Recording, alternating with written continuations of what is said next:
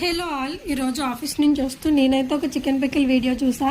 So నాకైతే cravings వచ్చే chicken pickle తినాలని. సో వస్తున్నప్పుడైతే నేను చికెన్ అయితే తీసుకొని వచ్చా. వీడియోలో చూపిస్తున్నట్టు ఒక ఎంటీ ప్యాన్ తీసుకొని దాంట్లో ధనియాలు, ఆవాలు, దాల్చిన చెక్క అండ్ లవంగి మొగ్గలు వేసి కొంచెం ఫ్రై చేసి పొడిలా చేసి పక్కన పెట్టుకోవాలి. అండ్ తర్వాత మనం ముందుగా చికెన్ వాష్ చేసుకొని అందులో పసుపు అండ్ కొంచెం ఉప్పు వేసి కొంచెం సేపు నానబెట్టుకోవాలి.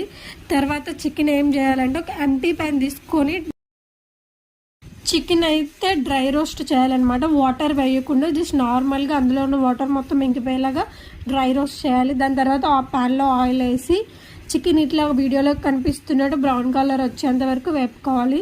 తర్వాత అదే ఆయిల్లో అల్లం వెల్లుల్లి పేస్ట్ వేసి పచ్చివాసన పోయేంత వరకు వేపుకోవాలండి. దాని తర్వాత మనం ఇందాక పొడి చేసి పెట్టుకున్న పౌడర్ కూడా వేసేయాలి. అండ్ చికెన్ మనకి రుచికి తగినంత ఉప్పు, కారం వేసుకోవాలి.